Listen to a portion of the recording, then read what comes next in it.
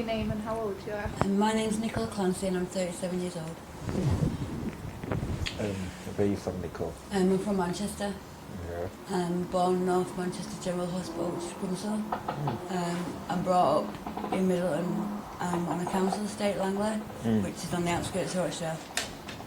And what was life like growing up? I had a really catch-22 in my home, where my mum and dad was a beautiful house, home upbringing, good education, good holidays, you know. What my mum couldn't control out of the house, you know, that's charged with my friends, you know, mixed with elder people. My mum became poorly when I was growing up, so I became her carer. To release a lot of pressure, I started drinking. I was drinking in primary school. At what age? 9, 10. 9, 10? Yeah, And how were you getting hold of it at that age? I used to pinch it in the shop. Also, there was alcohol in the house, always. There was always alcohol in the house. And I'm only saying like one bottle, but to a young child, it was a lot. A lot. It was to deal with nerves. I drank for confidence, for nerves. My father used to go to the pub straight from work. He didn't know what mood he'd come home for. Knowing if tea on the table wasn't his tea, then my mum could be wearing it and she could have a broken rib and no teeth. You know, that's how violent it could be. Because my dad was like one of 18 in his house when he was growing up Irish. So he's from nothing. He tried to give us the best of everything. Yeah. So yeah, I did have a good... And my mum and dad, they drank. They didn't do drugs. Didn't do drugs? No, just in the house. Yeah. Drugs was never in the house. Drink was never... My dad went to the pub, but he didn't cook... Odd bottle of cider or something, a weak cider in the house, but there was no drinking in the house either. Yeah. I'm one of 5 girls, so there were 7 of us in the house. 7 girls? So there's 7 people in the house. I'm one of 5 girls. Even the dog was a bitch, you know. Poor dad. Poor dad was out. Yeah. So yeah, holidays. I've been to America, been to Spain. My dad used to take 2 jobs on to make sure that we went away, you know. So I can't say anything about my upbringing in my home. Yeah. It wasn't nothing to do with that. What did affect me was I was a big girl in weight. So at 4 I was 4 stone, 5 stone, 6 stone, 7 stone. I felt I had to get intoxicated to deal with my weight issue, to feel, I don't know, confidence. How old was you? 7 stone, 8 stone, 9 stone, 10 stone, 11 stone. But I think I was like 11 to 13 stone when I joined high school. Because I was like a size 20. What age? 11, 12. 11, 12? Yeah. But I was solid. I was playing football for the school. Yeah. I was playing netball for the school. I was solid. I was meant to be that big. But I was, due to an abusive uncle and situation that, well, I won't go into it, I got my first addiction to food because I keep myself awake with glucose and sugar. So I used to go down and like get all the sweets and stuff like that in the night, knowing that I couldn't go downstairs, should be going downstairs, eating them all, knowing that my mum doesn't know that I'm eating them because I'm putting on weight. And she's like, well, why is she putting on weight and why is she not? You know, we're one of 5 girls. They're all eating at the same time and she's just, something's going on. She didn't know that I was getting up in the night because there was abuse happening. Did she know about the abuse? No, she didn't. It was my way of coping. So from the food, it caused me to drink. The drink caused me then to, I needed more drink, amphetamine. I couldn't handle the drink because you get drunk, don't you? You need to stay awake. So amphetamine then kicked in and ecstasy. You're talking, I'm 13, 14 now. At that young age? Yeah. But I'm also pulling out A's and A stars at school. So my mum didn't know. You're pulling A star in school? Yeah. She's still functioning. And you're still functioning? Yeah, going. Wow. Still going on holidays, still having, you know. Yeah. When I left school, I left 9 GCSEs, A stars, A's, B's, C's, you know. H&D, Business Administration Management. I signed Hines for like 4 million at 24. You You know, I've done big deals. Whoa. Why did you not feel like you could tell your mum about the abuse? Because I didn't, it was to me, and I didn't want to upset her when she was so poorly. She had enough on the plate. You know what I mean? She had enough on the plate. It's a lot for you to cope with, though, It at a was, young now age. looking back, it was, I should have done that. I should have done that looking back, but it is, my mum was on oxygen 23, she had a double lung transplant in the end. You know, so she was on oxygen 23 hours a day. From me being about 6 to about 10, so she couldn't catch me. You know what I mean? If I worked a street, she can't catch me. If I worked a pound, well, I'll get a pound. You know what I mean? So the back chat starts done it and stuff like that, copying us and kids. But I was, no. So I left school and got a job working in Cheetham Mill in Manchester. I loved it. I just was a receptionist to start with, but I worked my way right through. You know, back to where I doing what I'd have done, made like the different contract tenders, different things really. Dealing with different people, different cultures, you know, everything, you name it, dealing with one aspect of another, from one thing to another. Well, that's what my life was like. That's how a council estate child's life is like. It's council estate, but they do not have time to get stable and just be normal. You can't. You look at the kids now; they can't. You can just see it, and it's such a shame. You know, just walking, you can count snapbacks on the floor empty. You don't want that. You shouldn't be kids. You don't be throwing. You know, because there's only so many times you can tell a 4-year-old there's been buttons in that. What's been in that? Oh, he's put people with buttons in them. You know what's where I intend to live. And my destination is in Venice, and that's where my son is. He's 2 years old, and I've got a 13-year-old girl as well. But my 2-year-old, I got my stomach perforated through my lifestyle, just after having him. So I've been cut from there to there. I went from a size like 15, and from 15 stone to the size I am now, a little bit skinnier. I was given 5% chance to live in. That was 2 years ago, but so I'm still living. But yeah, I'm still kicking, alive and living 2 years on. You've got 2 kids. Yeah. So now I'm at the point now where I'm using I'm on a methadone script. The reason why I was on heroin was because of the pain, leaving the hospital. I didn't start the heroin until last year. How stupid, you know? How stupid, getting all for your life. How did you get into the drugs? High all the time, innit? Because you're that numb inside. You can't get your feet. You can't feel. You can't. You got to push feelings in this environment to have any sort of feeling. You got to get high all the time, you know, just to survive. If you get low, someone will eat you. You know what I mean? They will. Who introduced you to crack?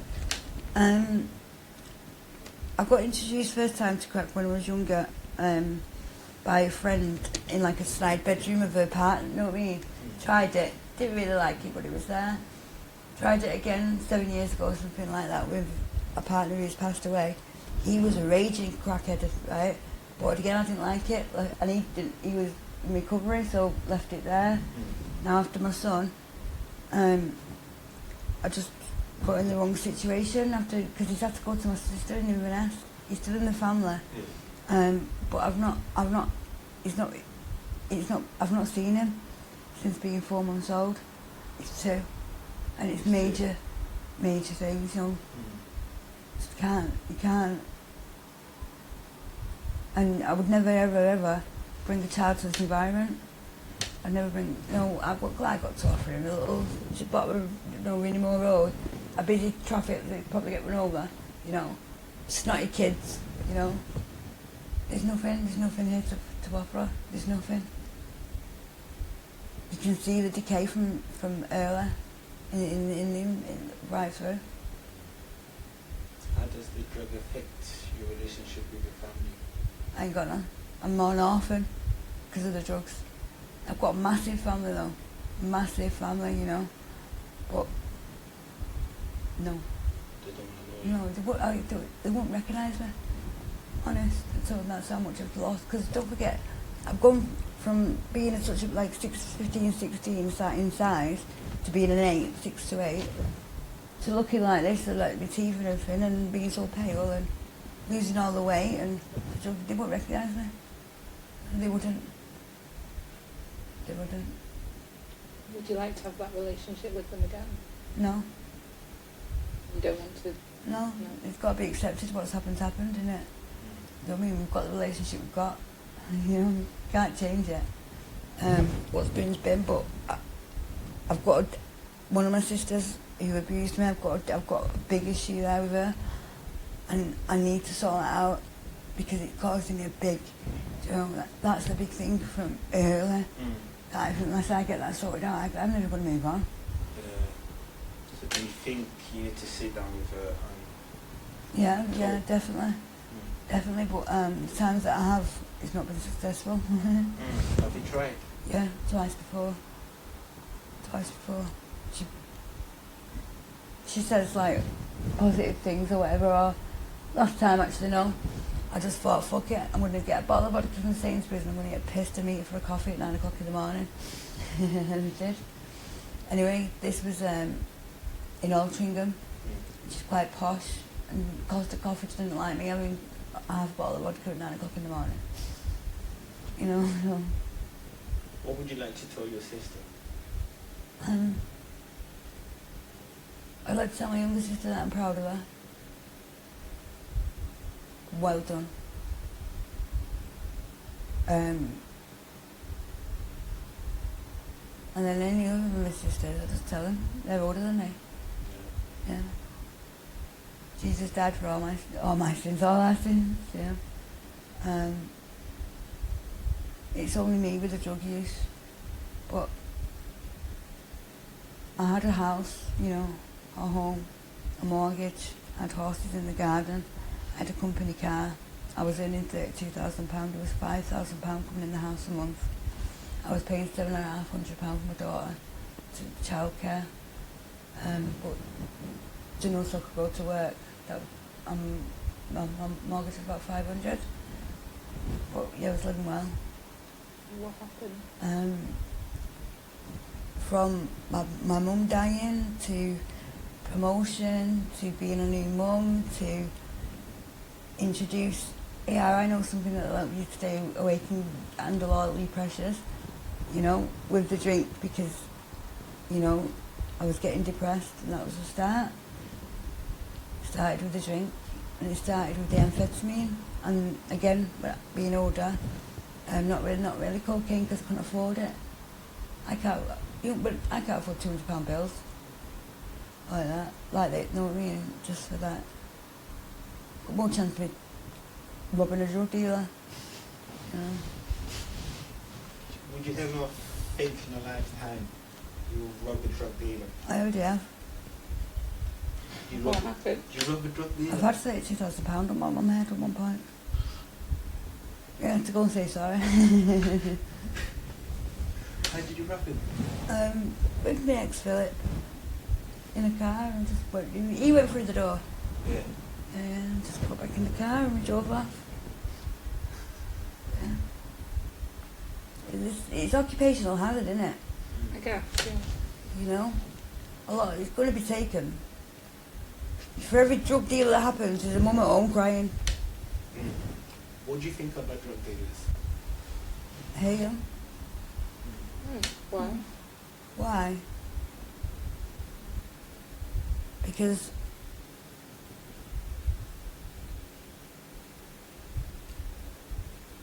of what? Just because of that, it's like poo in it. Drug dealers like a piece of poo in it. Just what the scent and the aroma that it just gives off. Yeah. It's not just one thing, is it? With a drug dealer, it's like they're earning money, yeah, from crime, drugs, you know. I know it's got to be done in it. It's like Heinz selling beans in it. We want, you know. We want Nescafe coffee. The crackheads want Coke. You know, you've got it's route to market. It's route to market. Do you think if there was not drug dealers, you would not take drugs? It's the drug dealers that stop me taking them. You know? With me, it's the doctor that's the worst. He's giving me more drugs than anything. The You know? doctors? Yeah. My prescription alone gets me high as a kite. High as a kite. What meds are you on? Me, I get prescribed pre-gabbling maximum dose. I get all sorts of unregulated, unmedicated drugs that I shouldn't be on. Does it help? Does, yeah, because I can sell them. That's true. £1 a pill. What's the worst thing you ever done? How do you support your habit right now?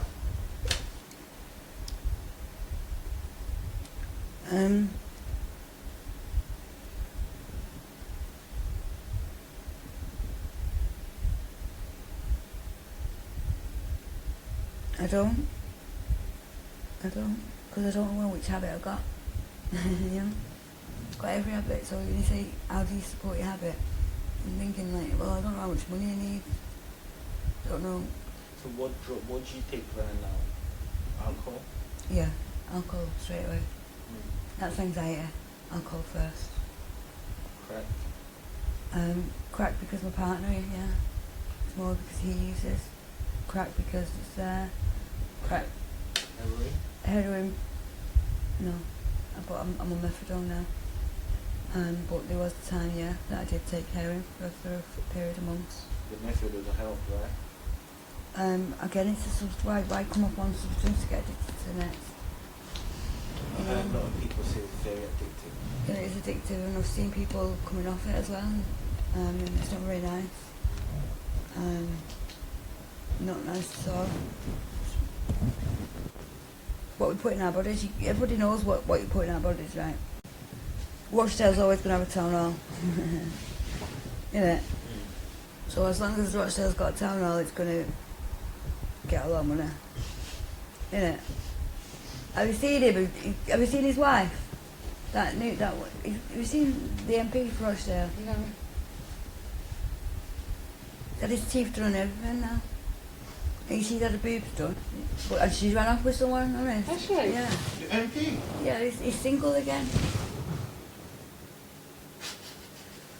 He's only young. So going back to what you said about having your daughter and having like a nice house and a good job, did you end up losing your job? Or? No, not at all. I went up. Basically, the relationship with my daughter's dad was splitting up. I went into a new house. So not at all. It was a clean split, you know. I left him everything. I left him everything. Everything he had 200 grand. He had everything, everything. All I did was pick my daughter up and carried her to my car. I don't walk him. But that would be all right. What I didn't know was what I was about to walk into.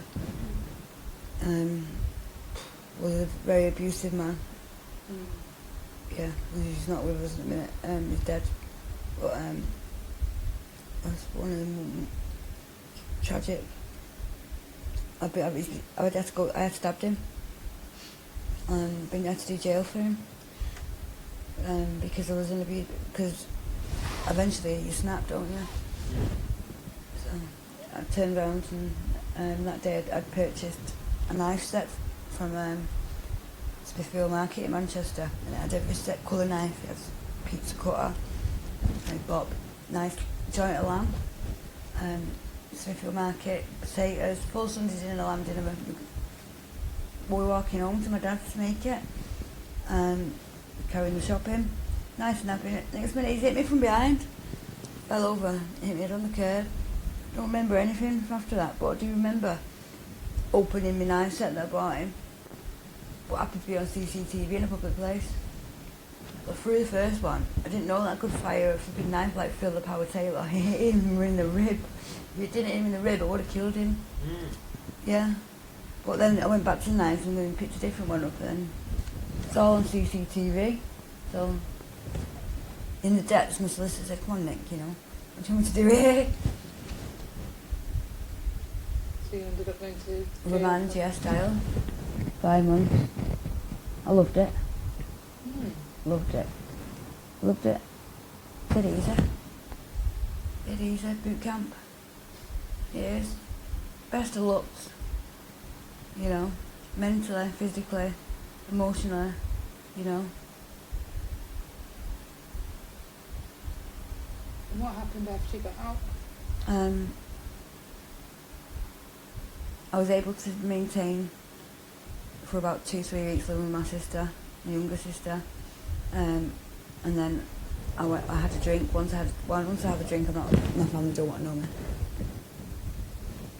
No, not at all. No family contact whatsoever.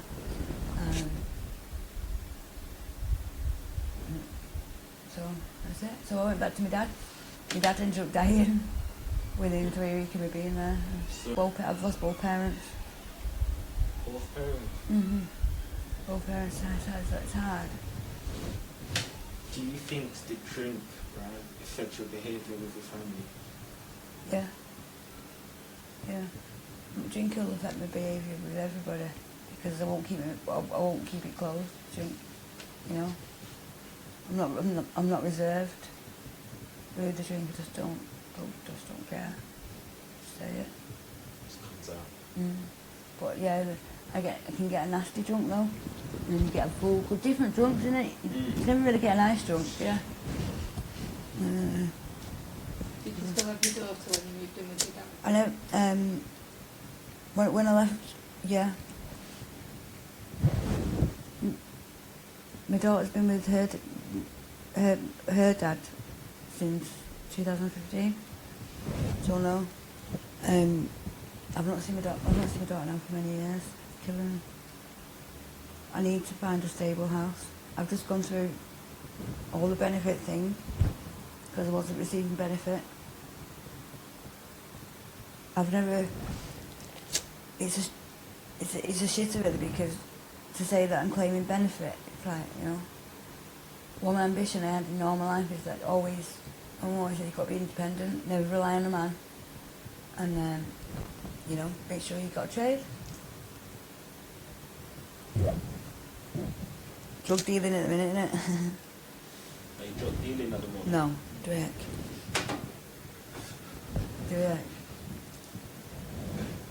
No. I don't really want to incriminate myself that way.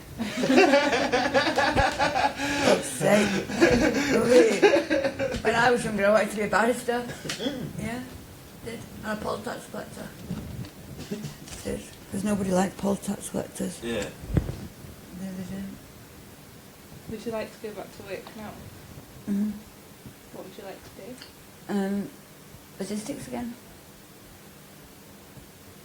I do like logistics. I like to know how things are moving, getting things from A to B, whatever that substance material it be. You know, my cousin, he sedates fish. Yeah, I am lying.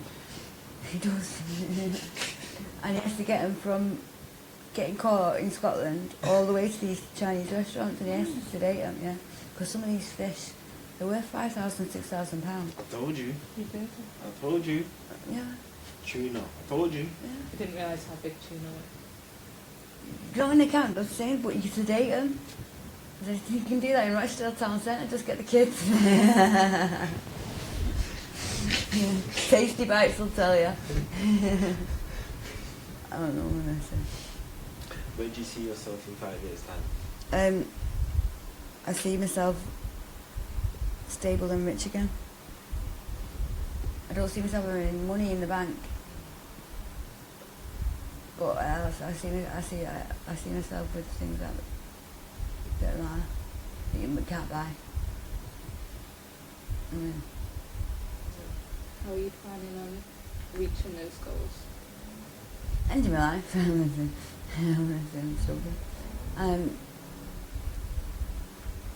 For every journey, wherever you go along, I don't know.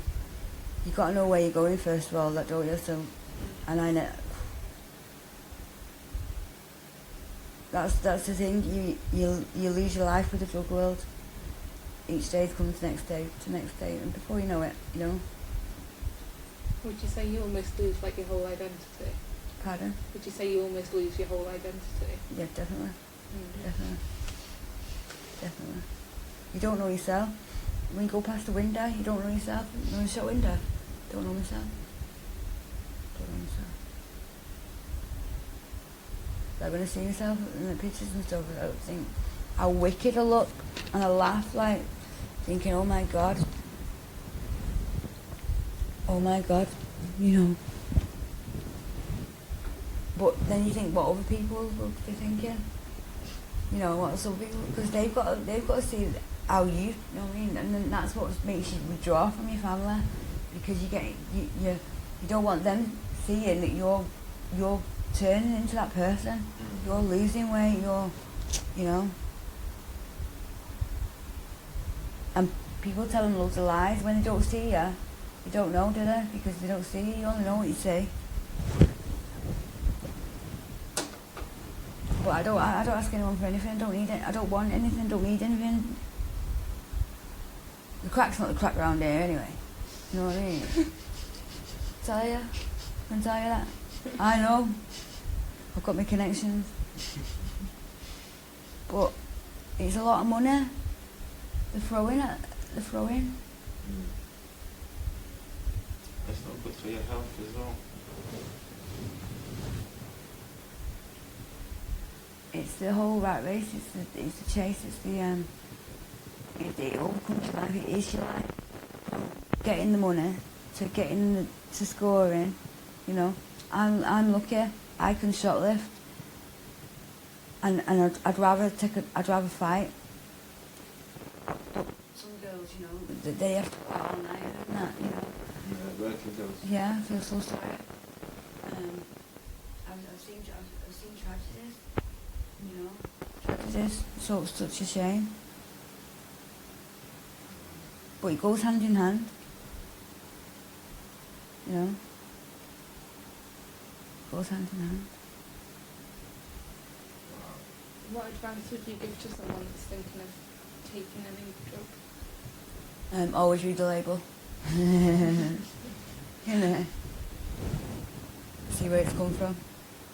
Make sure it's come from whatever substance you take. Make sure if you're going to take it, make sure it's the substance that you think it is, and make sure you know what you're doing and what you know what can come from it. Because it's not just about like each action has a reaction, doesn't it? So you just got to think of the repercussions. Do you regret any of it? I regret it. No. I regret all of it, and then I regret everything, you know. I don't believe how many years I've lost like that so fast, you know. I'm sure I could have killed someone and just done a life sentence, you know. I was kidnapped on my birthday last year, put in a car, 22nd of November, because of my partner Joshua, which is Ben's friend. Yeah. That's how I know Ben. My partner's with Ben. Anyway, they kicked my teeth out. I didn't get kidnapped there, and I undergone an assault on my birthday. Why did they kidnap you? Because of my partner and Facebook, and don't know.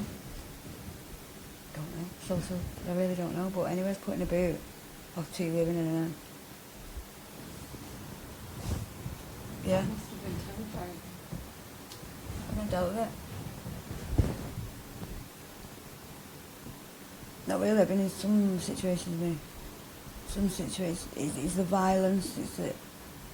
It's that you know you don't want to dabble anywhere near there. What's the scariest situation you've been in? Scariest situation is probably standing in front of my mum and my nan and seeing if I've got a dirty face. Yeah. It's the most scariest situation, isn't it? Probably sure I've not got a dirty face. Right. It's probably the scariest situation we've ever been in. Yeah. Doing a line up at the bus stop, making sure I've not got a dirty face. We'll go in and ask them somewhere. What happened when you got kidnapped? Did they release you? Basically, they took me up into like the hotwood moors, like through Haywood up into Bamford, up into the hills. Yeah. Put a big jacket on me. Yeah. Took me out of the boot. Yeah. And said, "You've got a long walk home, ain't you?" And at that point, I would have fucking. I thought, you can't. I'm not. No way. You know. I won't even press charges. Right. Just don't leave me here, please. You know. No. You know. I don't care. I've got no. Don't care. Just take me with you, please. Anyway, they did something. They brought me back with them. And fucking. I managed to escape. I'm like Saturday or something. So they brought you back in but kept you still? Yeah, in the house that I was first in. How long were you in the house for? About 24 or 48 hours. I told them, I informed the police. I told them. Because she rang the police or something because she's got a green card. You do know the police with glasses. She's got a green card. She has. She's an amphetamine dealer. And she's got no driving licence. She drives around in a car, and I said, I've got a feeling if she hits one of my nephews in that car, and I've got feelings you've got, and you know that. I've got a clean licence, me, but I've not got a car because I'd get in it intoxicated. I am responsible in that way. How long have you been with your partner?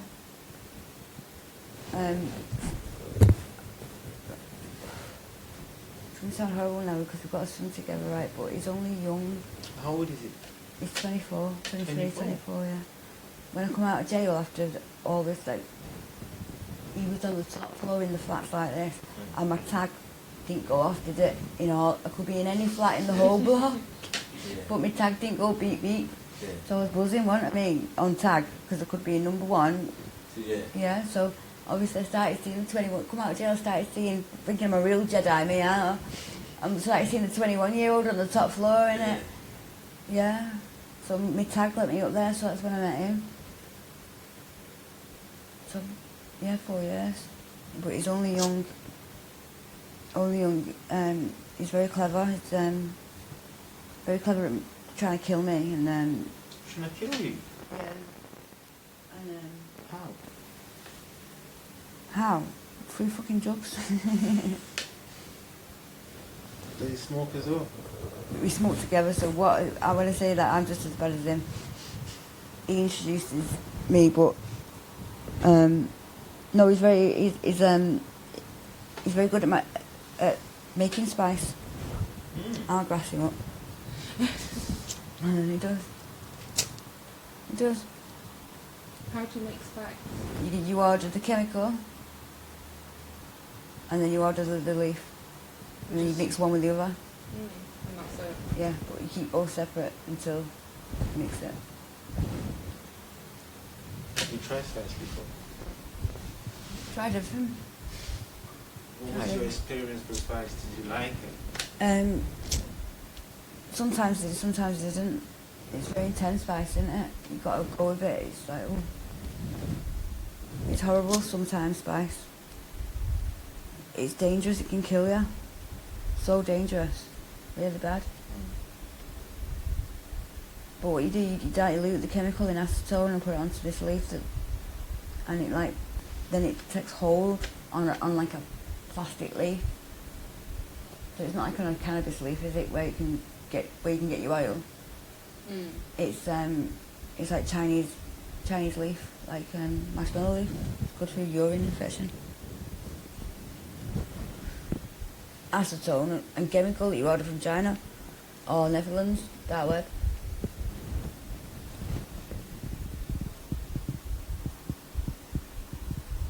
I need to stop smoking.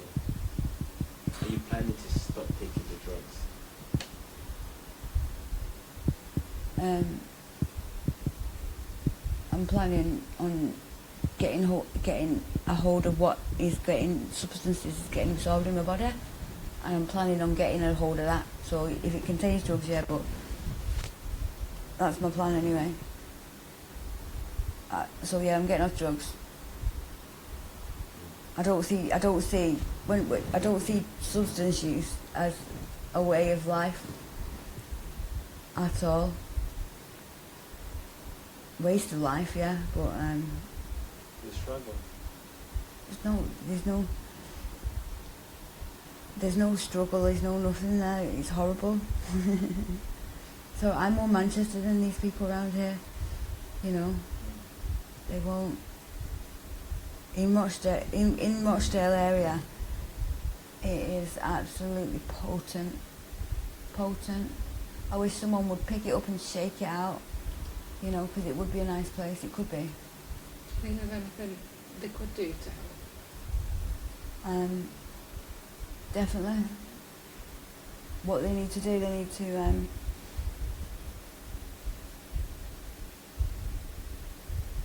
Rochdale get a lot of money. Like they need to cut the old and get. You eat what you sow, don't you? So you need to plant, you know.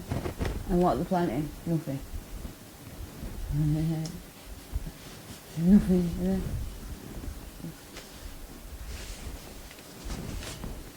Fortunate, sort of like more opportunities. Mosque. Isn't it? Are you religious? Do you use religious? Religion. Are you religious? Do you believe Yeah, I in do. God?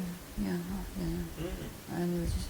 I held ceremony in style as the as the vicar for the Easter service.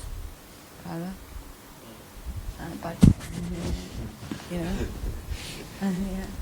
Best behaved child on a sign like on a big trophy like this. Honestly. In a church in Langley. Best my name like that. Best behaved child on an adventure holiday. So, took me to Weymouth. It's horrible. Just putting kids out in sleeping bags. I was a big kid, I got. Where's your favourite place you've been on holiday? Universal Studios. Yeah. Magic in it. Universal Studios. I've never been. You gotta go. Yeah, you gotta go.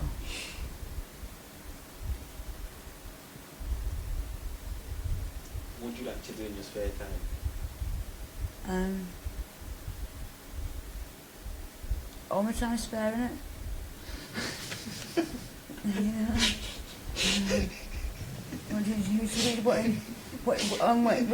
Which minute's not allocated?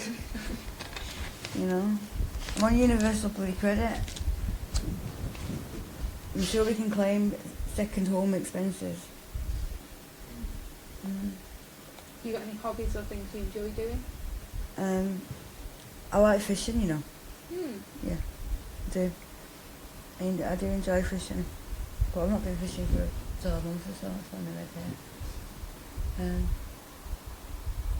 I like being at the lake. I like stalking a lake. I like eating, like catching something, eating it. And you like clean it and gut it and stuff then? Some things I will, but not for it. It stinks. They do stink. Yeah, not just leave it. I don't peel it right though. Some saying I waste too much.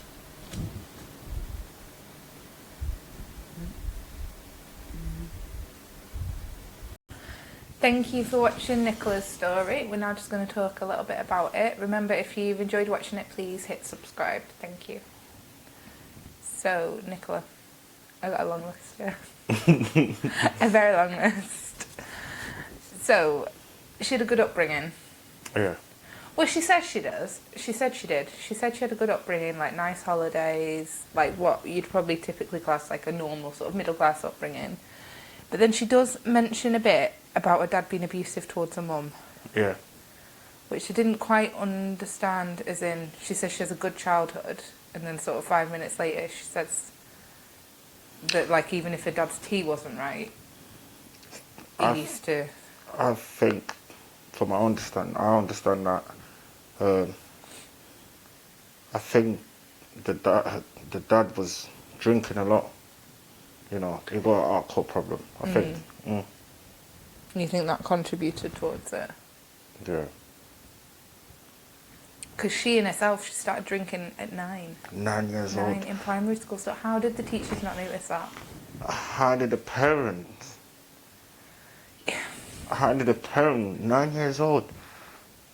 Do you think maybe if the dad drinks a lot, like, maybe he wouldn't notice the smell on her or whatever? But you'd just think that's something that the teachers should have picked up on. Like, I would have thought, and I'd have hoped. If your parent, your kid's drinking at 9 years old, you're failing. 100%. The 9 years old drinking, and you're not aware of it. At 9 years old, they shouldn't even know what alcohol is, I don't think. Like, keep them children as long as possible. Like, let them be children. Yeah. But she was drinking partially to help with the pressure of being a mum's carer. At that I don't age. think you should put that... It's tricky, isn't it? Because some 9-year-olds, like, I know some 9-year-olds are mature. And maybe, that's your maybe you kids. would rather keep it... Yeah, but maybe... I'm trying to see it from, like, their point of view. Maybe you'd rather keep it in the family rather than having, like, a stranger come in and look after your mum. And by carer, you don't know sort of how much she had to do. Because it may have just been sort of helping out with cooking and looking after her sisters. Because there was 5 of them, wasn't there? 5 of She them. was one of 5. So it may have just been stuff like that, which I don't think is unreasonable. Not for that age. That definitely didn't help. But then it must have been a fair amount of pressure in order for her to start drinking. But the reason why she was drinking it, then again, to block the memories away. And the weight issues. And the abusive uncle. So she didn't... From everything that she said, she started off like, oh, I had a good childhood. And then all this stuff... Like, do you think she's blocking it? She's blocking it, and then she started opening up. Started opening up more about it, but she still wouldn't talk really about the uncle, would she? She wouldn't say a lot at all. But that must be a horrendous thing to deal with. And she never told her parents. She's not willing to deal with it. How do you deal with that? I don't think you can ever forget about it, can you? Or No, you can't. But we don't know what is it. no, you don't know. We don't know. But the feeling at 9 years old of having to keep that huge secret and not Huge tell the rest of secret. your family, I guess through probably fear of not being believed, must be horrible. Like, that's a lot. That would be a lot on an adult. Oh, that's a lot. Let alone a child. And then also, along with the drinking, she developed the obsession with food as a coping mechanism. With food, yeah. Which I think people often forget is quite a common addiction. People stress eat, binge eat, don't eat when they're stressed. Yeah. Like, people's relationships with food is really complex. But then some people eat when they're stressed, food make them happy. And other people completely lose their appetite or won't Stop eat eat. because it's the only thing they can control. But I think so many people don't think of that as an addiction or a problem. Like, unless it turns to full-blown, like, anorexia, or the people that require firefighters to lift them out the window to get out of the house. Like, people almost, I don't think, really view it as, like, a serious problem, whereas I think it can be. Like, It can lead to that. You could almost say that it was one of her early addictions. Yeah. Was the food. And, like, sneaking up to get it when everyone else is asleep. Like, that shows that you yourself know it's a problem. It's a problem. You can't ask. But how do you deal with it, though, with the kids? Do you tell them not to eat? I don't know. Do you tell them not to eat? Because ideally you want them to have, like, a healthy relationship with food. Yeah. Like, that's why they say now that you shouldn't, like probably, like, I don't know if your mum said it to me, but, like, we weren't allowed up from the table unless your plate was cleared and that. Gotta finish what's on your plate. Yeah. But you're not meant to encourage that now, because it sort of overrules their natural, like, in their natural like if they're full and you're making them eat, you're No. overruling their natural appetite. Yeah. Like you're meant to now, if they say they're full, great, leave it. Leave it. That's how Rather- it should be. Yeah. Rather than forcing them. Is that forcing them? Is that forcing them to eat, or is that to encourage them to eat? I guess it's encouraging. You're not standing there with a gun, are you? Being Yeah. like, you will finish You're your not dinner. forcing them now. You have But to you finish. are also overruling their natural Appetite. appetite in a way, aren't you? Because I guess you want your kid to have a healthy relationship with food. Like, you don't want them to view any foods as bad, because everything's all right in moderation, isn't it? It's only when you eat a lot of it that Is that everything? If you abuse it, it's bad for you. it's bad. And then at 13 and 14, she started with amphetamines and ecstasy Amphetamine and ecstasy. in order to stay awake from dealing with the being up eating all night. Like, that's crazy. I wouldn't even know. Like, From that age. I'm not going to reveal my age, but I wouldn't even. I'm not going to reveal. I wouldn't even now. I would not. Well, you won't reveal your age. No. I'm sure you're about to say it. But Hey, even I won't say now, nothing. I wouldn't have a clue where to go to get either of those. Not a clue to where even to start. So at like 13, 14, being able to get hold of those. Who sells to a 13, 14-year-old? Like, I guess she was bigger, so maybe she looked older, but like... Still. And again, how did no one notice? That's what breaks my heart. Because if she was taking care of her mum, who's taking care of her? Who's looking after her? No one's looking after her. Her dad wasn't around much, like he was working or at the pub. Yeah. Because I think she said something crazy, like, was he one of 15 or something? Yeah. So he wanted to provide for them everything that he'd never had. And he did. And yeah, well, in a way, I think that it's a prime example of quality time with your kids is better and worth 100 times more than anything you can buy them. Yeah. Yeah. And I think people often forget that. And yet, through all that, she still managed good grades and still got all her GCSEs. Mm. Like, how on earth? Maybe that's another reason why people weren't noticing. Yeah. Nothing's wrong at school. She's still maintaining a normal life, isn't she? Yeah. She's still passing everything. Yeah, it's not like she was doing well and then she suddenly started failing. Nope. And then people might have asked questions.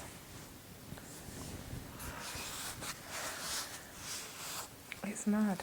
That's crazy. And then, like, I think we're jumping a bit here, but this is the order that she was going in. Yeah. Her stomach perforating due to the lifestyle. A 5% chance of living, and she made it through. 5%. Personally, if I made it through at home, I won't touch drugs. Huh? If you make it through after that, I won't touch drugs again. No. Though I think, would it probably have been the alcohol that would have done that, wouldn't it? Not the drugs. The alcohol. The alcohol, because that'll cause stomach ulcers. And I assume when a stomach perforated because one of the ulcers burst, is all I can assume. But that's agony. That must have been agony. Yeah. But she She's made through. That's amazing that she made it through. Amazing. Yeah, you would almost see that as your chance to, like, this is my chance to turn my life around now. To just Like, I've made give it up. through when I shouldn't really have. Like, I've got a whole nother chance at life. Mm. And she didn't.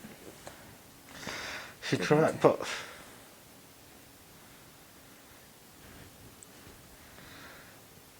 I believe she's trying to get us. She's So- fed up with the life She's fed up with the life. She's not happy with it. Which, like, I think she said herself, it's no life, is it? That's not life. And to have only started heroin recently.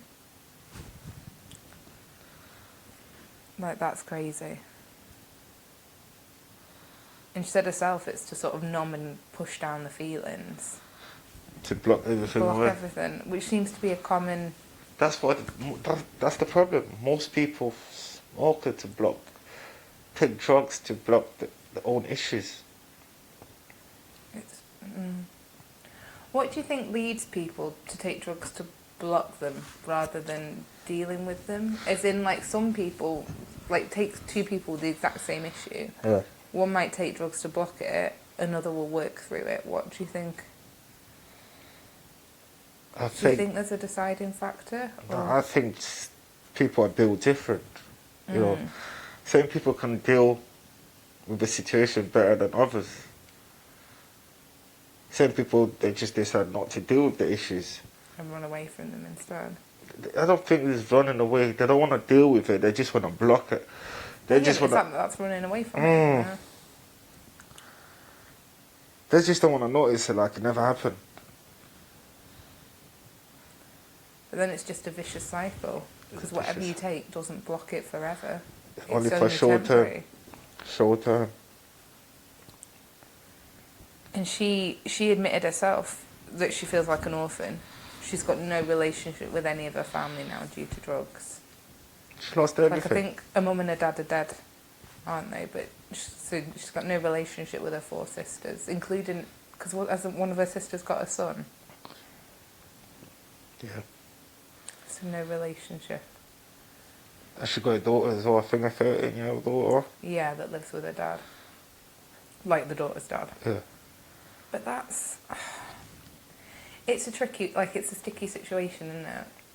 Like, I get why family members turn their backs on them, and I would never ever judge them for that, because I can't imagine being in that situation. But also, I feel like that doesn't help the addict in any way. No, it doesn't. Because they then They need feel that support. completely on their own. Yeah, but how many times did I abuse that support? That's the pressure. That's the what problem. I'm saying. I don't judge, and I would never judge like her family for turning their backs on her, because I think they've obviously done everything they can. They tried. This is For the family to give up on you, believe me, they tried. But then not all families are the same. Not are all they? families are the same. Some of them don't care. Like, if she's got these issues, what's to say her other sisters haven't got some kind of... Like, I know she's the only one with drug issues, but they've all grown up in the same household. They've all witnessed their dad being like that. They've all had to deal with their mum dying and then their dad dying.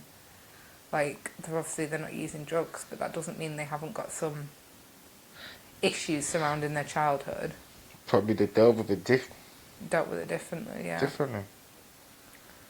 But I just think it really can't help feeling completely on your own. Because then what have you got to get better for? Like, you must almost feel like my family are never going to believe I'm clean. She said herself, once she start drinking, she's a different person. No, people can't be around her. If it drink turn you like, that's horrible. It's scary, isn't it? How drink can affect people so differently. So differently. Yeah. I think drink's a scary thing, especially considering you can just go to the shop and buy it. Like, It depends how people abuse it. It all depends how people abuse it. It's like everything else. Food, everything else. If you do abuse it, it's gonna get hold of you. yeah. But I think with sort of food and drink and that, it takes people almost longer to realise that there's a problem in there. I think she got an issue with her little sister. Actually, I think she wanna talk to her little sister. She got something like she would like to talk to her little sister. Yeah. There's an issue that she's saying in the video that she can't deal with it. She can't move on with her life until she deal with her sister. But she never elaborate what's going on. Yeah. and again, it's difficult because we're only getting her side of the story. Yeah. You don't know what her sisters would say, do you?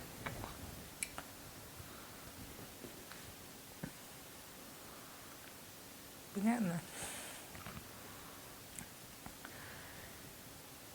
So, it appears that she had a really good job and a really nice life that I think a lot of people would be envious of. Yeah. She mentioned like ponies in the garden, like what did she say, sort of 5,000 coming in a month, I think she said, or something like that.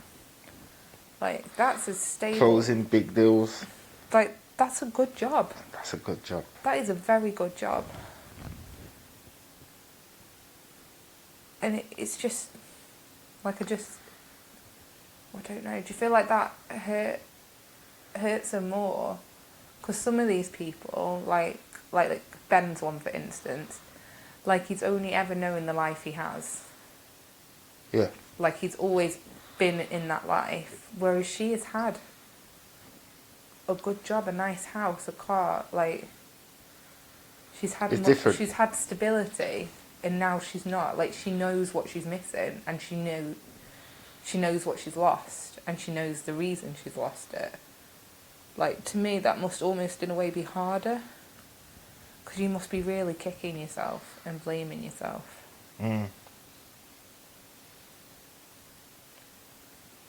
And all, like, I don't. She lost her job because of drinking. And she was taking amphetamines again to deal with the stress. With the stress. And being Do you a mum, think like, because being a mum is hard. Like, a new mum and trying to do, like, what I assume is probably quite a high-powered job to bring in that sort of money. Mm. Like, you can't have it all. Something's got to give eventually, hasn't it? Do you think she was stressed from work? I don't think it helped. And then having a young daughter at home, like, and the guilt she must have felt. I know it is. It's part of life. That's what comes with it. I know, but I think sometimes people underestimate how much of an effect a child will have on your life, and also the guilt. Like, you know, you've got to go to work to provide for your daughter or your child, and buy them not even nice things, like provide a house, a roof over their head, and food and warmth and clothes, but then missing out spending that time with them as well by going to, like, I think you always feel guilty whatever you're doing, in a way. Like, and I don't know if maybe that was part of the reason she was drinking more as well. Because it sounds like from Nine, that's how she always dealt with every time she feels under pressure or stress. Yeah. She turns. That's how people deal with stress. Like, people deal with stress different way. But it's almost viewed, the way she was dealing with it, it's almost viewed as normal. Yeah. Like, I don't know about you, but at work, like, if we have a bad day, like, a couple of us will usually be like, oh, I can't wait to have a drink and get home. And it's normal. Like, no one looks at you like, you've clearly got a problem. Like, Probably do. I don't. I wasn't the one drinking before. But, like, I think alcohol is not often viewed as a problem until it's, like, really too late, is it? Hmm. But her lifestyle now, Completely different. she been kidnapped. She stabbed her ex, wasn't it? She stabbed the boyfriend. Because that's how she lost that. She lost her job, and then she walked out with her daughter, didn't she? Yeah. And left him, the guy that she was, her daughter's father, with the house and everything, and then unfortunately walked into an abusive relationship, which that turned everything which around. now seemed to be the turning point in her life going downhill, didn't it? Because that didn't end until actually, like, she said she stabbed him, didn't she? Yeah. But before that, she said he died, but she didn't die from the stabbing. No. But you do wonder, like, after that, whether they continued going back and forth. As in, like, it can be really difficult to leave an abusive relationship, can't it? Toxic. They are toxic. Some girls like the toxic relationship. I don't think you can say that. I don't think anyone likes a toxic relationship. No, I'm happy on this one. You can't say that. You can't say that. Facts. No. Incorrect. That is not facts. I don't know what you're laughing for. I really don't know what you're laughing for. I really don't know what you're laughing for at all. I think a lot of aspects of toxic relationships have been normalised to an extent. No. Yes. Like, how many teenage girls are like you see on TikTok being like, oh, it's so sweet, my boyfriend tells me not to wear this or not to go out. That's not sweet. That's controlling, and the first step towards him beating you up, probably. But I think it's so much of it's been normalised as that's the guy showing you he cares. I don't think girls enjoy toxic relationships. I think they're just taught wrong from a young age. It's normalised. You know so what? much. I'm not gonna go through this. Because I will spend hours on this. I'm not gonna You're go. so wrong. I'm No not gonna one go enjoys this. it. Okay. No one Hey, enjoys you a can't argue toxic. with a woman and win. We argue to make a point. We argue to make noise. So I'm literally going to kill you. This is a toxic relationship. Right here. This is toxic now. And I'm not enjoying it. oh, but I feel sorry for that when you're in a relationship, you get to that stage, stabbing, trying to kill each other. That's a no-go. You should not be together. Hell no. One of you's going to end up dead. It doesn't get better. No, it can't. You can't recover from that. You can't ever recover. And she stabbed him because he hit her around the back of the head for no reason. Yeah. Like you can't. There's some things I believe like maybe you could go to a relationship counsellor and work things through. No. But no, once there's violence, it's not acceptable. Once the violence, there's no coming back. No. They It's will not never change. acceptable in They any way. won't change. No. No. 'Cause never just one time. Never just one time. But people like that are always going to make you feel guilty. You push them to do this stuff. You make They're them so do it. toxic. It's you know, manipulation, isn't it? Manipulation. You caused me to do this. You know, you To made make me. it feel like it's your fault. It's your fault. Like, And then you it end up happened to me apologising. before, literally, yeah. Then they make you think that, they make you believe that, like, yeah, you push them to that extreme for them to put their hands on you. But It's never your fault. It's never the victim's fault. once you learn from a mistake, as soon as someone put their hand on you in the relationship, halas, it's finished. It ain't getting better. It's never going to get better. Never after that. As she proved. Yeah. But she just been through a lot. But she enjoyed her time in prison. Though I guess... That's the only place that she, in her life, that's Safe. the only time in her life that she been free. You know, Not even free, safe, I think. safe and relaxed. No, she feels Other free, people mentally take- free. Mentally you know, free, mentally free. That Definitely not physically free. not physically, mentally free. Other people taking care of her as well. Like, she's not got to look after anyone else's needs for once. Exactly. She loved it. It's almost like a rest, I guess, for Yeah. her. She's got, like, from 9 years old, she's been looking after her It's like mum, and then reality- a stressful job, and then a Reality daughter. check. Yeah. She lost her job, her daughter. So And it doesn't sound like she has any relationship when she with got her daughter released, now. that's when it got worse. That's where it went even further downhill. Because she ended up on tag, didn't she? Is this when she got released from prison? Yeah. On tag, and that's how she met her current partner. Because he was in the This- same block of flats. The same hostel. That's what I'm saying. Prison hostels. You're mixing criminals with criminals. Like it's You know, you're mixing people got addiction with people got addiction. What do you think is gonna happen? Nothing It's good gonna- gonna come out of there. Nothing's good gonna come out of there. Nothing. No. But if you mix people, good people, they don't have option but to change. No. Definitely, like, the whole system needs reforming, doesn't it? Yeah. But I think she made a very interesting point, and I know this is probably going to be a bit controversial, that doctors are worse than drug dealers. To some extent. To some, I agree with her. To some extent. Like, I think not enough time is put in working out the cause behind people's issues or substance abuse issues, and they're very quick to medicate.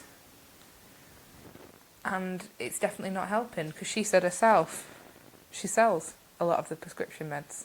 Yeah. So it's definitely not helping. Do you think? I don't think it's the doctors. I think is the pharmaceutical side of it. How? Because only thing the doctor is doing, on his prescribed what's wrong with you. No, but he's prescribing the medication as well. Yeah, but if you say you're on heroin, Yeah. what does the doctor have to do for you? Prescribe you methadone. Yeah. But along with that could make you attend some counselling or stuff like that, or some drug therapy. Like, Yeah. I think they're very quick to just try and hand out drugs to fix problems. But how many people are willing to go to this session? How many Well, of them are willing to Yeah, that's a different step up? story, isn't it? Yeah. But still, the government should have that in place. It doesn't matter if people don't want to. They should be there for anyone else who want to do it. And she clearly doesn't need half these drugs that they're prescribing. No, that's if what she's selling them. That's what she's selling it. But she has had a crazy life. Mm. She robbed a drug dealer. That's so dangerous. I can imagine. That's I so wouldn't want to do that. That's so dangerous for a female as well. Well, I think from what I gathered, was she just driving the car? It doesn't matter. Well, But she got paid she got paid for it. You know, she been kidnapped.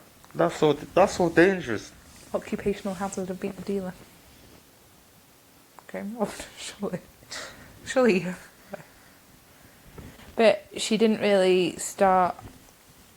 Obviously, the alcohol was her major problem. Yeah. Right up until she met her current partner, who, from what it sounds like, I've never met him, don't know him, but from what she said and what it sounds like, A, introduced her to crack cocaine, and B, encourages it.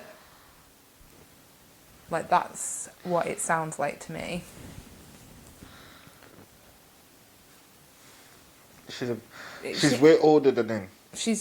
I know, which... She's way older than him. But I she's still at think... least 20 years older than him. But I still think he's manipulating her. Even though she's that much older.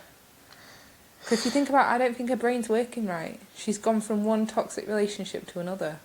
And it's still an abusive relationship, just in a different way. Just because it's not violence. Yeah. Doesn't it's toxic. mean It's toxic. Yeah. Because she would never have tried. Well, I can't say she would never have tried, I don't know. But she's now got a crack addiction to deal with because of him. But not just, like, obviously it's her own free will, isn't it? He's not forced her to take it, but... It's not because of it. She made that decision. I know, but... You know? Peer pressure. Peer pressure again. Peer pressure again. And she's off the heroin, at least. She uses methadone. Mm. And other things that... Like, she's so fed up. Like, she wants to quit. She doesn't see it as a way of life. But then there's and there's even one point in that where she jokes about suicide. But then she's like, joking. Well, you never see... I don't see... When someone mentions suicide, you can never see as a joke. No, you can't You know, pass it off as a because joke. that's things that you don't joke around.